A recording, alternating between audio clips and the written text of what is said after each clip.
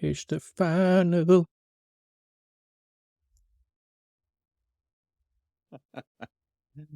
Oh man, the restraint.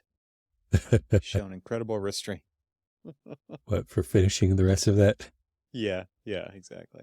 Yeah.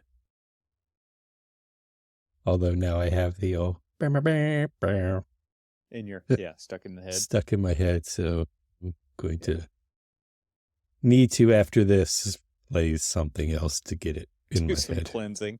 Yeah, you got Exactly. to cleanse. Yeah. What would you cleanse that with? Give us an idea. It's a good question.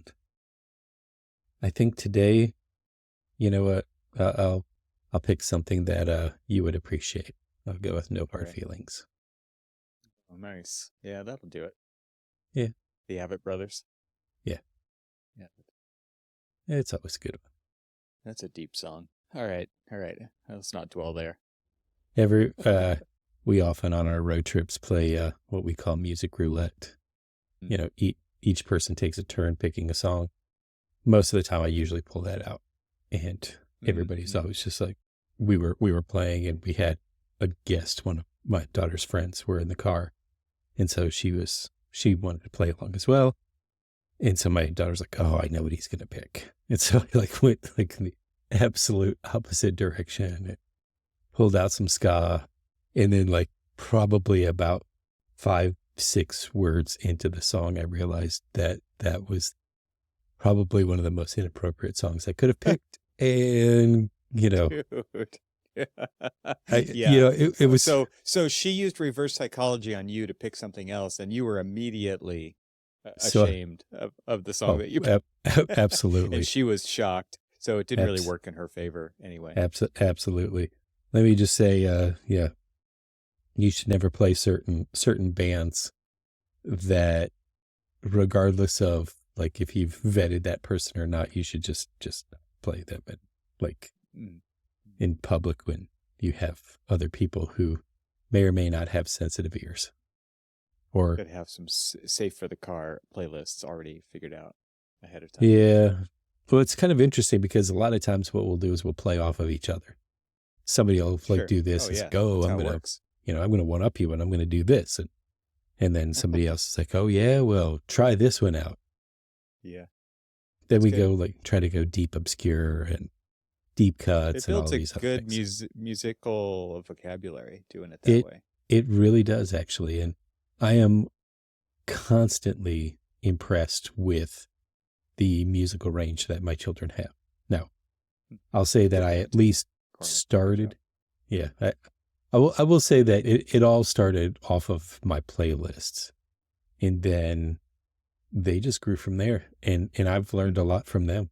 Like, oh, this is kind of cool. Who's this? Your daughter's a System Kid fan too, right? She is.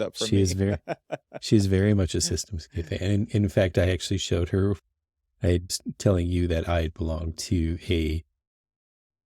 it's called a Music League through Spotify. And there's about 12 people in our office that it's almost like a fantasy football for music. And they've, arranging topics of like deep cuts, music for film, all these different things. And so we're now at the very last one for this. And so it's basically, what is it? What did I say it was? Kind of like obscure music that you may not know about, but you should. Right.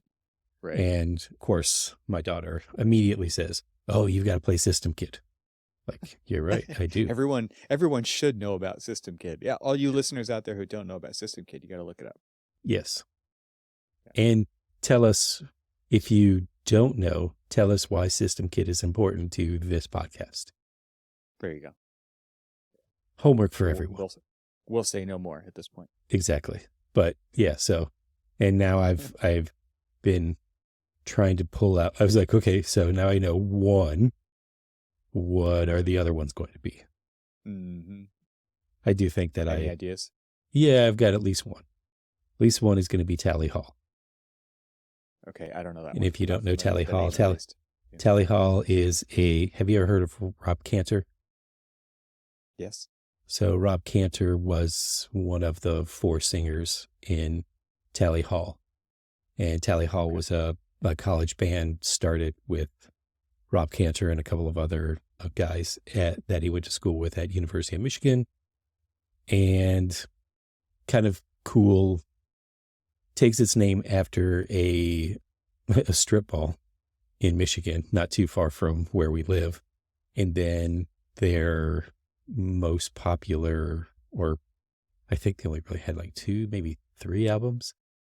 And it was Marvin's Marvelous Mechanical Museum was the name of but that is also the name of a place in this strip mall, Tally Hall, that is, it's an amazing place too.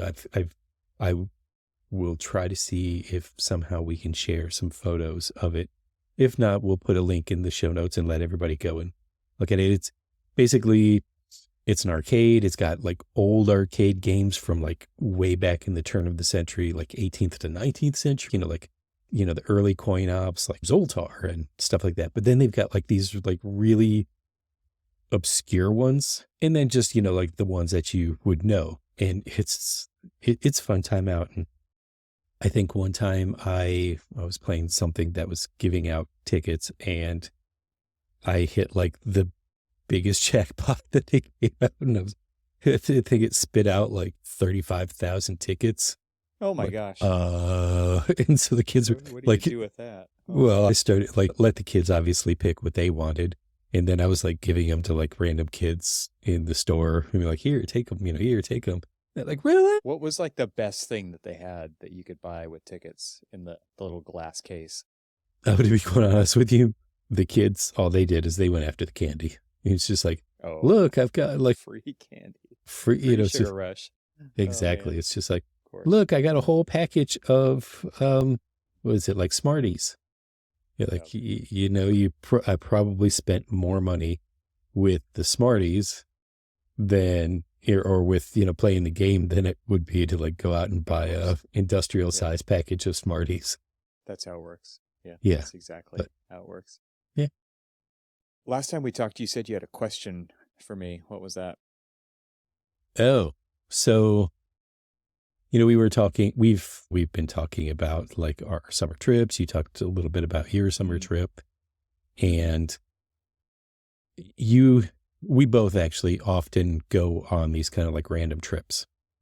Mm-hmm. And I had stumbled across a video from one of our favorites, Van Neistat, and The Spirited Man. And this one was an older one that was probably a couple years old. And he was talking about his packing regime. And when he starts packing, when he starts planning and all of these other things. Mm-hmm, mm-hmm. And it got me to think about the way that I pack or prepare for a trip. And I have this feeling that you and I are probably extremely different when it comes to this. You would think that as a project manager, project architect that does a lot of planning for projects to make sure that the old, 5 Ps in the Army, prior planning prevents piss poor performance. Right. That I would plan my trips, and that is the absolute furthest thing from the truth. We rarely, the only one in our house that actually like prepares maybe like a week in advance is my daughter. Cormac, failing to plan is planning to fail. I don't know if you've ever heard that before. I have. And it's not that, Turns out I have heard that. Not only have I heard it, I've probably lived it.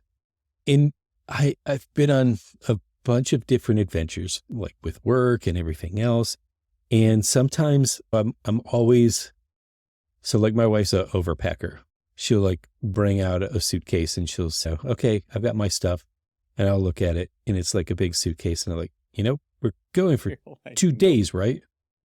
Like there's literally no reason for you to bring even 1/3 of that would be too much. And yet here you are. And she's like, oh, I'll need this, this, this, and this. And then of course, I'll use this as an example. We just talked about my Chicago trip, and the Chicago trip was we would wake up, everybody would like shower and get ready to go on the Sunday of, and then we would get there and the girls would go to the concert and all of that other stuff. And then we would like we would spend the day there on Monday, probably, maybe a little bit on Tuesday. But for the most part, everybody was just kind of like tired and stuff and wanted to kind of get back. Both of the girls were like, I just want to get back to my doggy and stuff. And so it ended up being that we essentially were there, did most of like our sightseeing and stuff on Monday. That was it. Think about it. Like you're already dressed and ready to go on Sunday. So you basically have just got, your change of clothes on Monday and possibly your change of clothes on Tuesday, right? Nobody changed any of their clothes.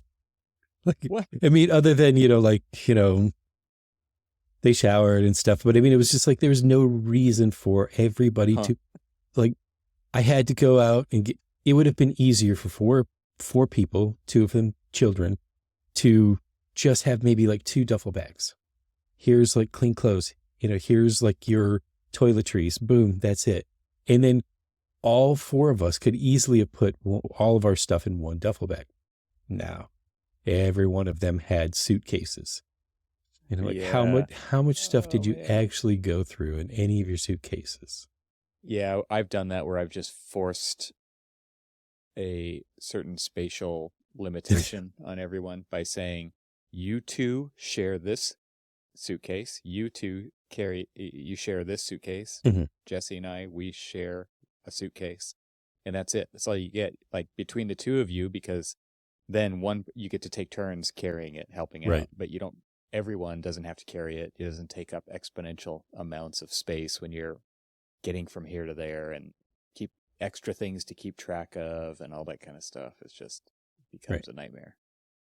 I mean, so there was one where, so like this is the flip side of that, where rather than overpacking, I kind of use your example of kind of underpacking.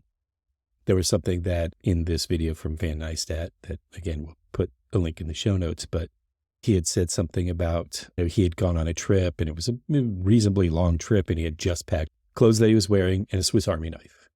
That was it. And that was it. And so, it was a flight too. So he like built a box that he put handles on. He shoved the knife in it and like checked that as baggage. So it had to be like a certain size for it to even be considered baggage, because it wasn't something he could even carry on. But it was just like he was going to be gone for a week or 2 and he took absolutely nothing. Mm. And I think the idea was that he would just get whatever he needed there. Right. But then then his response to that was like, I spent way too much time shopping because everything's different over there. Oh, even the way you buy things is different. So you spend an inordinate amount of time actually doing shopping. Like you would think that's no problem. I could do that here with that.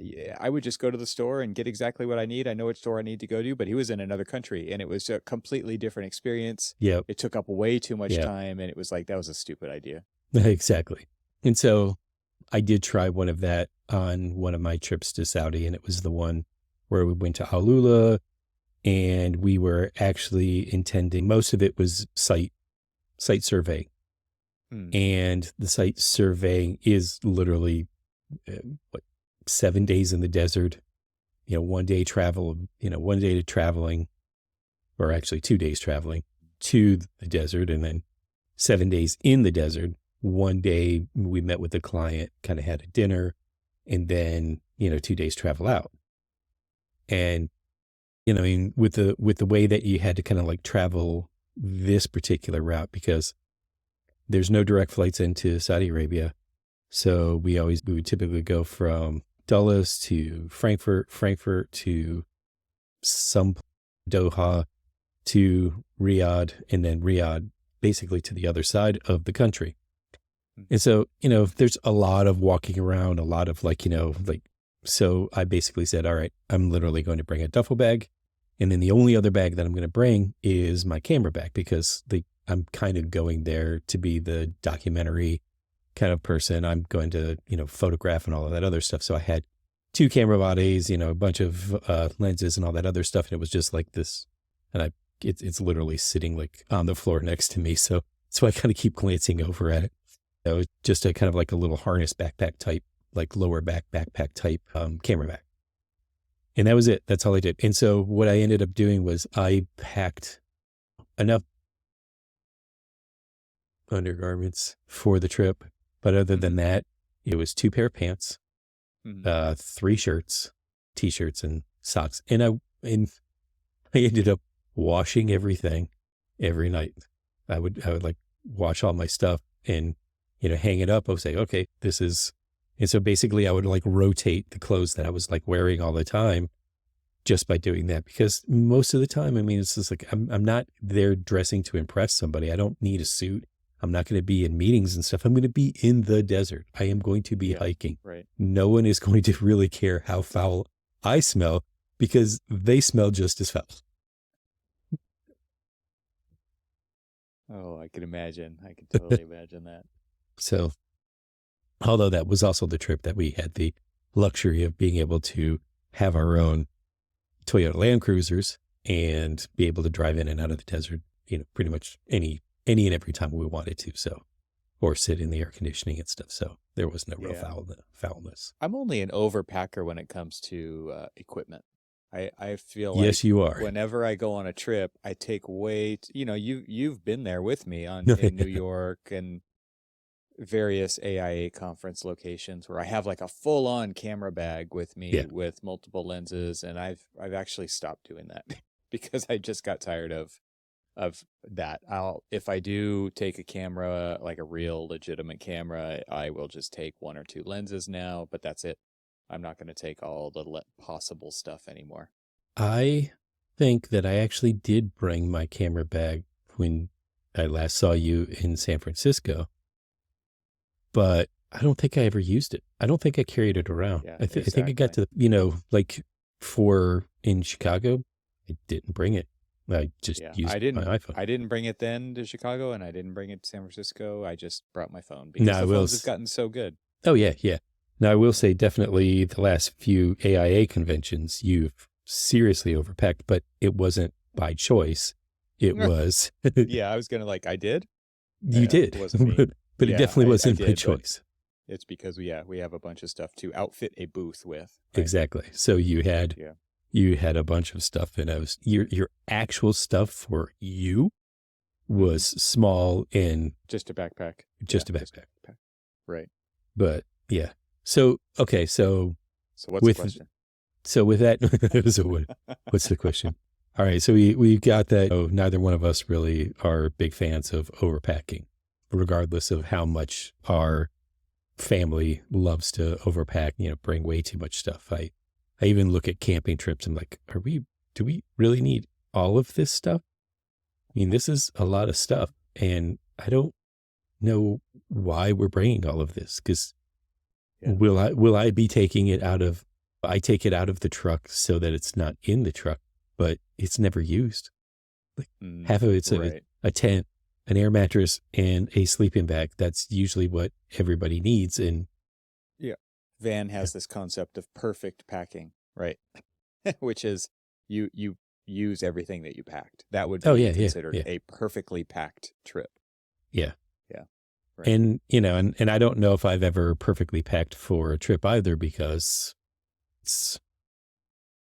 I never really know what's happening. Because the other question is about how much do you plan for a trip? Because a lot of times I will just, play it by ear. Like, so the Chicago trip, we didn't plan for anything. It was just like, we will stumble on whatever it is that we're going to stumble on.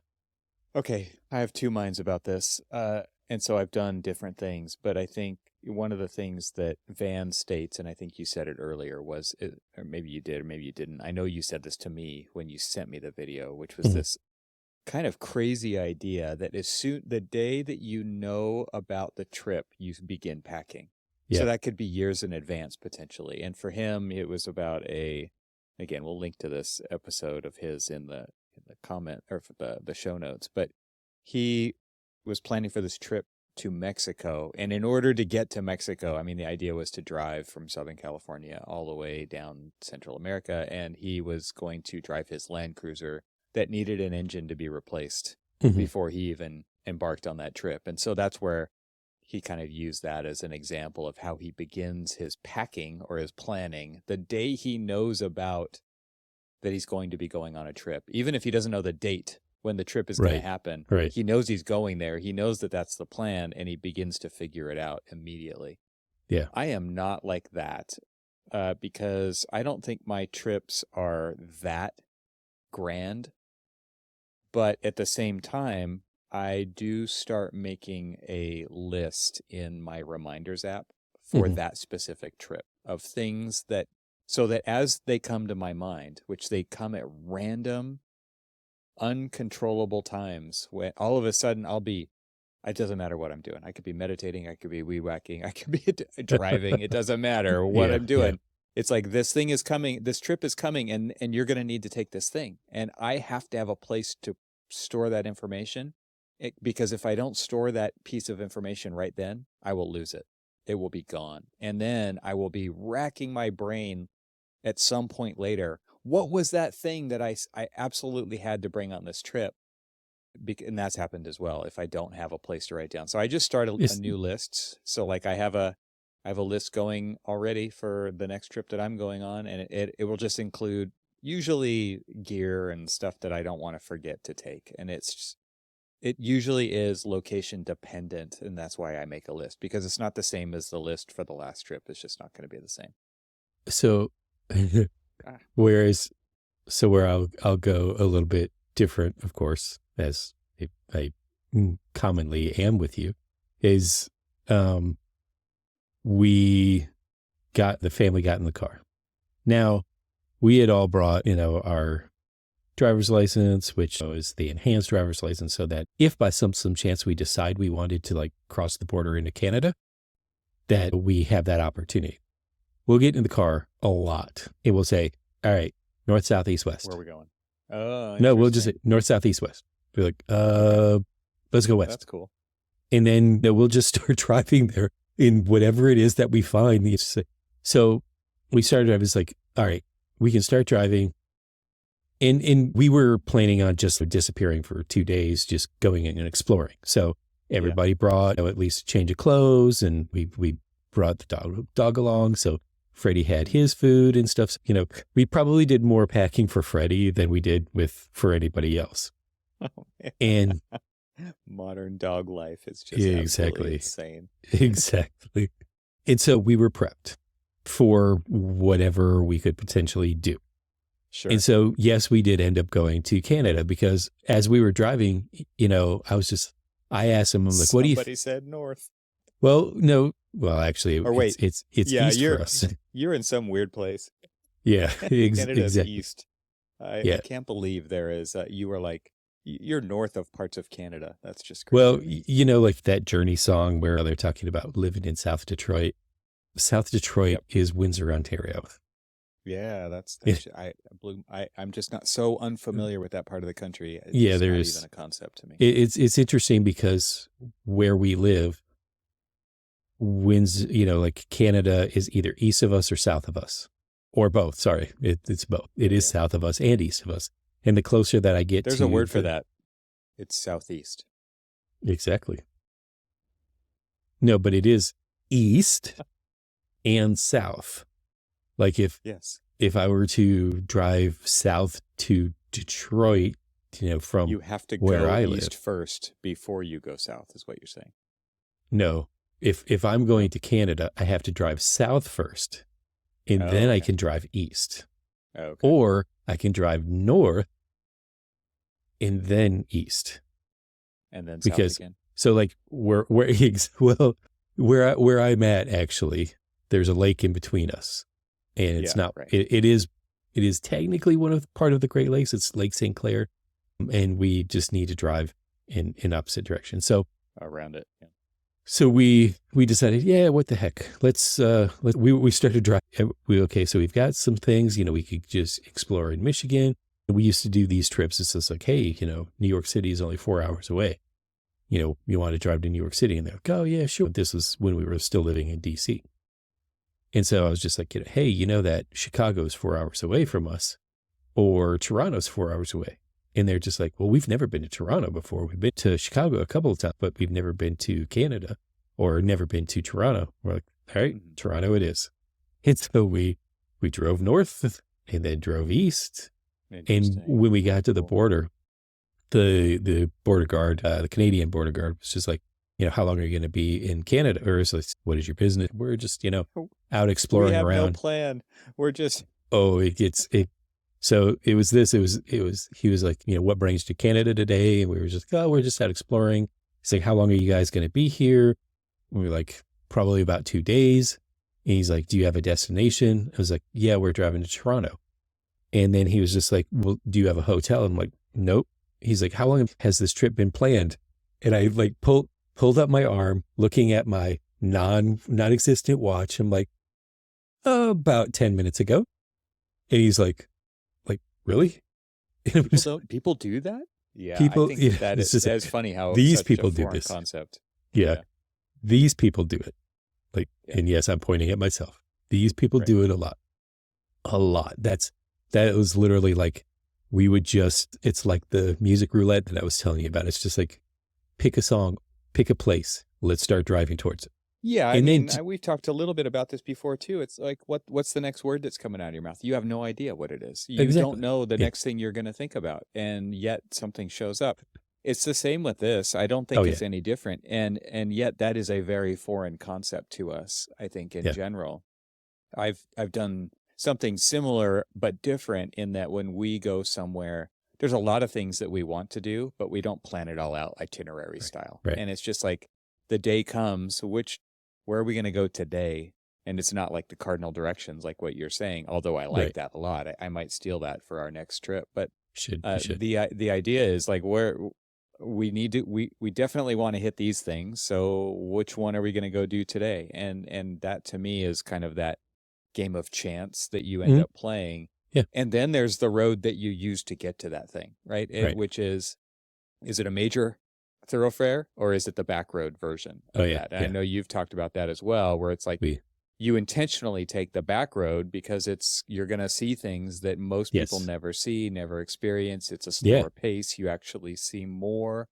Those kinds of things I think are really important when you're out traveling as well. We see in a lot of times we'll see a part or a perception of the country that we don't normally. It's like everybody thinks of, America, the strip malls and this, that, the other. And so many times we'll stumble on like these little small towns with these beautiful, because they had like historic markers all over the place when you're driving through, like say Maryland, Pennsylvania, Virginia, West Virginia. Basically this whole like area of like, we used to drive and we would drive past this and it's just like, this was the crossroads where General George Washington had met such and such a general for such and such a kind of like surrender. And we're like, this is cool. Right. How would we have known that this existed if this is like the 99% invisible, always read the plaque motto that they have. Yeah. Right. Yeah. Which is, if you ever see a plaque, you like, the rule is you just have to stop and read it because there's something significant that happened there. And it's just that history that is otherwise forgotten about. There's nothing else pointing at anything to tell you that there's something worthwhile to know at that location.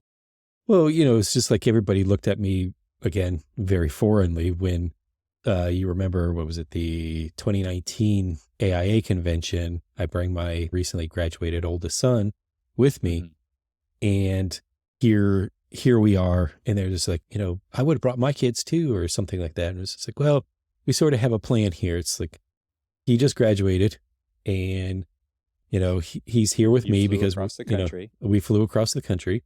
We rented a car, and we drove from Vegas to LA, hung out in LA. Saw you and your family and some other friends that I had out there, and then basically said, okay, we live on the East Coast.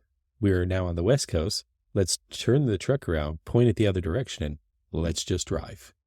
We knew we had to go east this time. This was the game where we had to drive east. Well, it just depends how long you want to take. I mean, that was true too. That was true too. And so we spent 14 days driving back. I think, it was not 14 days total drive back. It was, I think 10 days because some of those were the AIA convention. And then from there, but we did 14, we were 14 days, which I think probably was both of our, mental limits of, because. Totally.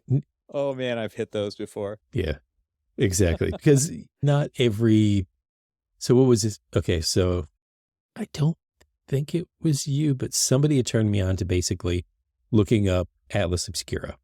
Oh yeah, right. And such a great website. And absolute great. Get a book. Yeah.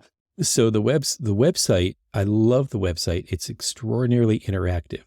And basically you can just pin where you are. And it'll basically tell you so many different obscure things that are around or near you. You can plan out routes. And, we basically did the roadside oddities. We started driving back. We saw the world's biggest ball of twine. We saw the world's largest Van Gogh painting. All of these really weird things. The geodetic center of the the geodetic center of North America. Yeah, that's what it is. Okay. And just a variety of different things. And it was nothing was planned. It was all back roads as much as we could. There were some times where you just couldn't go anywhere but, highway. But for the most part, it was all back roads. And there's so much, I would say there's so much of American history on the back roads, but there's actually also a pretty rich tapestry of American architecture, and I would never have seen it. My affinity for stopping and pulling over and taking pictures of buildings that are falling down and things like that. And that's sort of, that was sort of if you recall from my post that I was doing along that trip, it was very much, that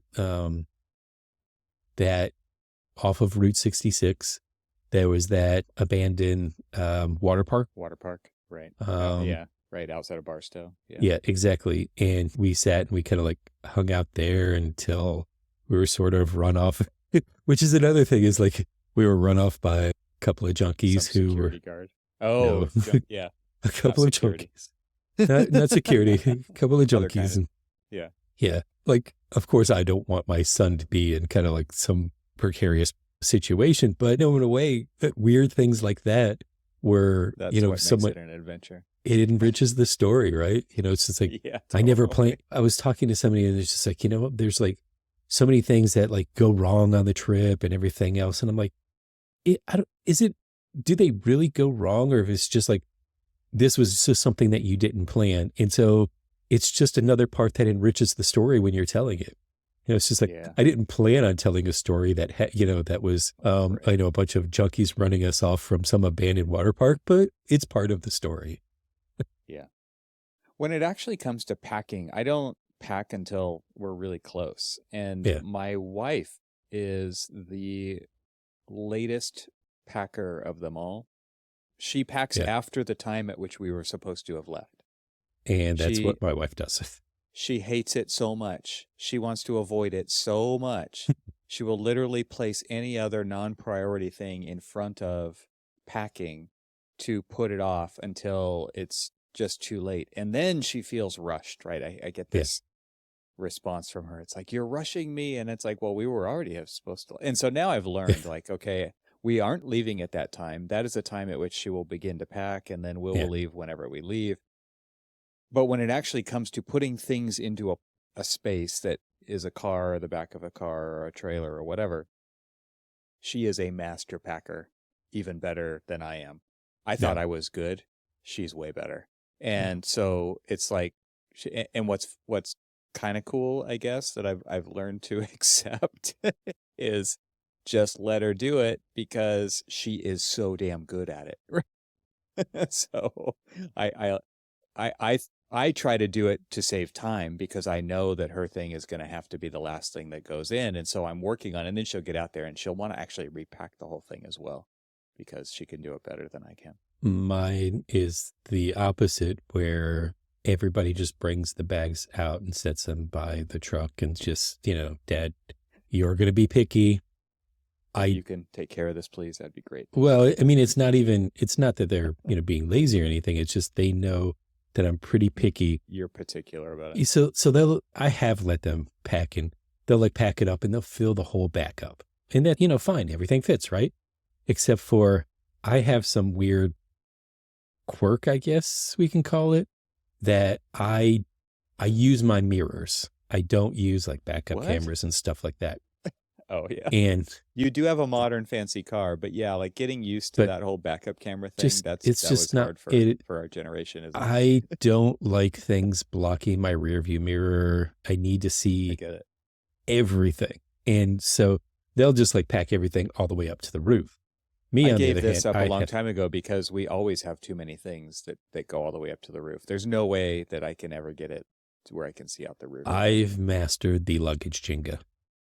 Yeah.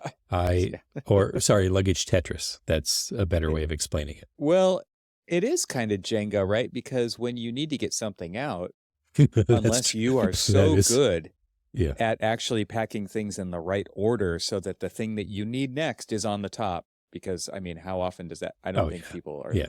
Are people that good? Are there people out there that are that good? I don't know, man. If they are, I would love to hear it. I will say that I always say, what are you guys going to need if we stop? And they're like, oh, well, I want to make sure I have this or I make sure I have that. And those are literally like, I will line them up behind the headrests of wherever they're sitting. So they literally can just like reach back there. It's just like Magdalena has a army green bag that she, stuffs all of her stuff, her sketchbooks, her headphones, whatever is in there. Yeah. And so if that's carry-on items. Exactly. We have carry-on bags for all of our kids for the car, right? We're not talking about air travel right now. Oh yeah, exactly. One year when all the kids were little, we bought them these identical backpacks, but everyone was a different color. Mm-hmm. And these backpacks also kind of fold inside out and zip up into the small pockets so that they're, when you're not using it, it just goes, you just fold it up and it gets put away like a parka or something. But then when they use it, every kid has it and it is their carry-on bag. It goes right on their lap. It's like their pillow and that bag. And that's where their water bottle goes. It's where anything that like you're talking about goes. And that's what they get to take with them. But will it fit behind their head? I don't think so. We're usually on a 3-week-long trip and all that space is already spoken for.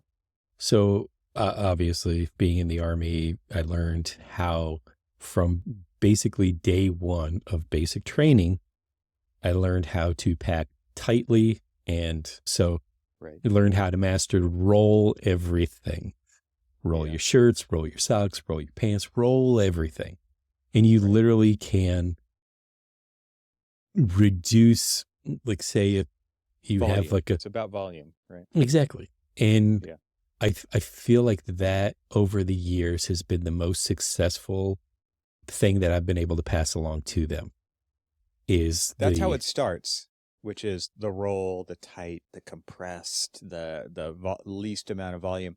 But then at some point along the trip, it becomes the stuff version of that. Just stuff it in there, just cram it back in there, just jam it down with it, like stand on it and sit on it.